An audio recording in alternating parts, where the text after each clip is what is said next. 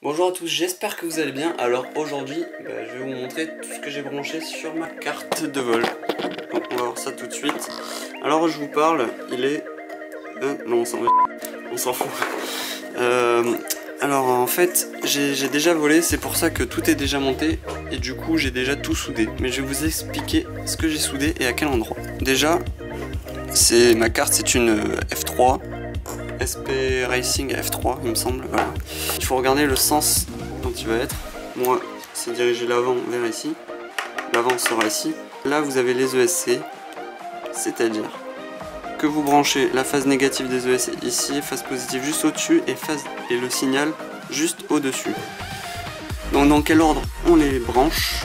Déjà bon, le fil noir c'est phase négative, donc tous les fils noirs seront sur cette rangée et les fils blancs seront sur la rangée du haut. Normalement, vous n'avez pas besoin d'alimenter la carte avec les ESC. Vous pouvez directement brancher un câble en dessous sur la carte comme je vais vous montrer ensuite. Donc, voilà, dans quel ordre? Ici, c'est l'ESC numéro 1. Je sais pas si on voit très bien, il y a un petit numéro. Juste au-dessus, il y a des numéros 1, 2, 3, 4, 5 jusqu'à 8.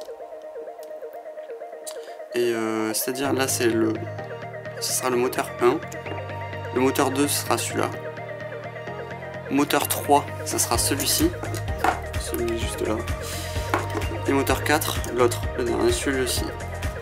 Et c'est dans cet ordre là, ça fait 1, 2, 3 et 4.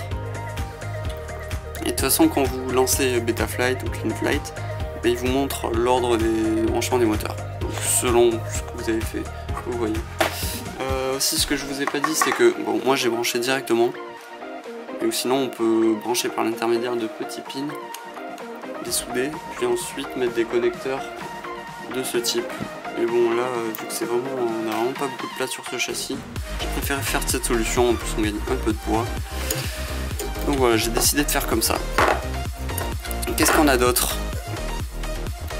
Voilà, ouais, j'ai galéré un peu pour mon... C'est l'émetteur vidéo, le récepteur radio, c'est le X4R de FR Sky. Donc je l'ai branché en S-Bus comme on peut le voir. Ici c'est le signal. Ici c'est le signal. Juste là, en blanc toujours, c'est le positif. Et en noir c'est le négatif. Je les ai branchés comme ça sur la carte. Donc le plus ici en blanc, celui qui était au milieu. Le signal en blanc, celui qui est à l'extérieur, et le noir en négatif. Mais j'aurais très bien pu le mettre ici, hein, parce qu'au début j'avais branché là, ça marchait pas, ça marchait mieux sur ce port, c'est l'UART3. Parce que sur Betaflight, il faut marquer dans les ports, il faut activer en RX, en serial RX, il faut activer le UART3, si vous le branchez comme ceci. Je vais pas tout dessouder, mais je vais vous montrer, voilà, je fais une vidéo et pourquoi pas, si vous avez pas très bien compris, je vous ferai une autre vidéo dans la semaine où je vous montre sur papier, quoi, sur un schéma, exactement ce qu'il faut faire. Dites-moi le en commentaire si vous voulez ce genre de vidéo. Voilà. Donc, alors, qu'est-ce que l'on a ici? Donc, ces fils, là, ça sert absolument à rien, je crois. Je crois que ça sert à rien. Normalement, c'est pour savoir la tension de la batterie, mais vu que j'ai pas l'OSD activé, là, je me suis pas penché sur le sujet pour voir comment il faut le mettre. J'ai voulu voler direct, j'ai pas trop regardé, je vous dirai ça plus tard.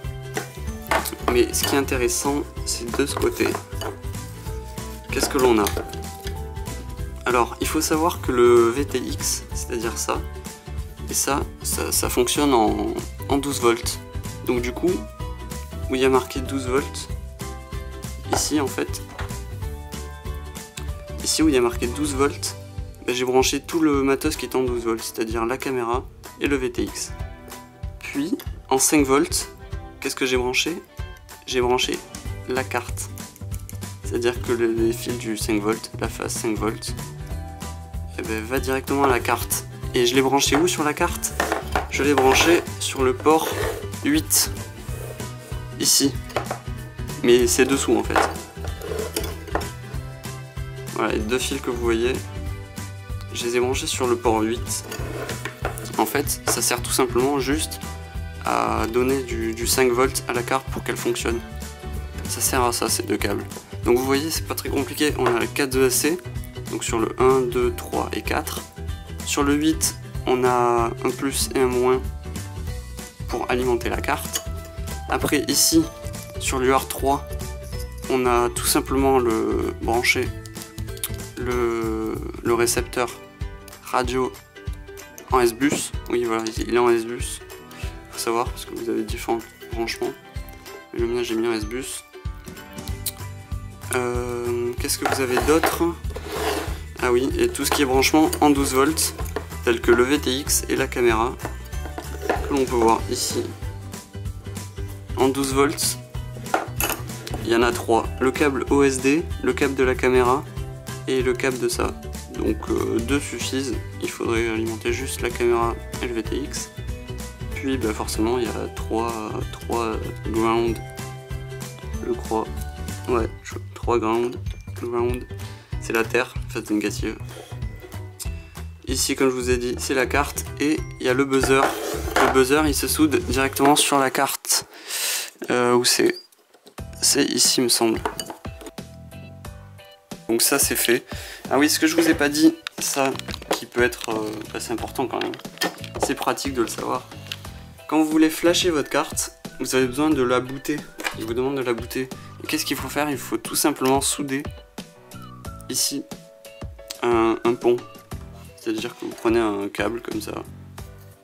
Un câble, voilà. Un câble tout simple. Et vous soudez un côté ici et l'autre ici. Ça va faire une boucle comme ça. Et après il faut suivre les indications et le booter. Peut-être je ferai une vidéo dessus. On verra, je sais pas, ça dépend s'il y a beaucoup de demandes ou pas. J'espère que cette vidéo vous a été utile. N'hésitez pas toujours à liker, à me dire en commentaire si vous voulez une autre vidéo où bah, je fais exactement la même chose mais je vous le montre sur un schéma avec des couleurs. Voilà, demandez-moi s'il faut que j'en fasse une, je le ferai la semaine prochaine. En tout cas moi je vous dis merci et ciao, allez bye.